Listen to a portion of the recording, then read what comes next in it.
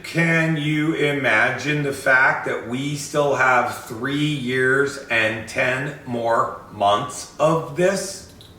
This chaos, this absurdity, and that the only thing that's standing between them being able to do what they want is our judicial system. That's it. Our House and Senate, our Congress, is absolutely impotent and useless. Case in point, I'm going to get to some of my bullet points here now. Got to watch the clock.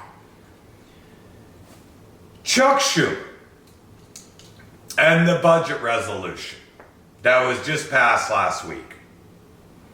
This was probably the Democrats' only opportunity to fuck with this political, what am I trying to say? With this political coup. That's what it is. It's a fucking coup. Okay? And if you don't know what a coup is, fucking Google it. Okay? The Democrats had an opportunity in the Senate, if nothing else, just to have a fuck you moment and show that they had a set of balls. And they fucked it up. They caved. Chuck Schumer should no longer be the leader of the minority party. Chuck Schumer is a dinosaur. Chuck Schumer still thinks he's fighting a fight that he lost 20 fucking years ago. It's over.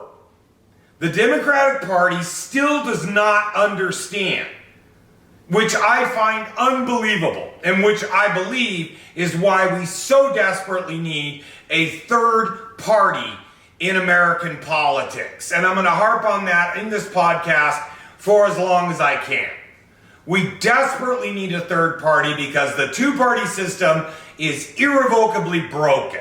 Now, where does that come from? I don't know, but it's a necessity for democracy in this country to regain a sense of balance. Without it, we're going to be stuck in this same fucking bullshit ad nauseum as long as it goes on. And the more the oligarchs are allowed to buy in to our political process, i.e., Elon Musk giving $250 million to the Trump campaign, you don't think that thumb on the scales made all the difference? If you don't think that, well, I think you're fucking stupid. He bought the election, period fucking the end. Sidebar again, Elon Musk. Holy shit. This dude is batshit crazy. Just lost his fucking marbles. I don't know if it's the ketamine. I don't know if it's his autism. I don't really frankly care. I think the dude's always been fucking nuts. He just was hiding being fucking nuts until he became the richest man in the world. And now he doesn't give a fuck that he's fucking nuts because he's like, what's anybody gonna do to me? And considering how he owns the government right now, I mean, literally, what are they gonna do to him? Anyway, back to Chuck Schumer. Look, man, Chuck Schumer never learned from Mitch McConnell. Mitch McConnell's done more damage to our democracy, this democratic republic, which is what it really is, than anybody in the history of the Senate, okay? And Chuck Schumer watched all of it. And he did nothing. And he still fought like a pussy. I know that was misogynistic and sexist, and I apologize, but he fought a bare-knuckle fist fight with a pair of velvet gloves on. Ooh, let me get you. Ooh. No, Chuck. You're in a bare-knuckle fist fight, and the other side will go scorched earth. They've already proved it. They proved it. And yet, you still don't get it. You're fired.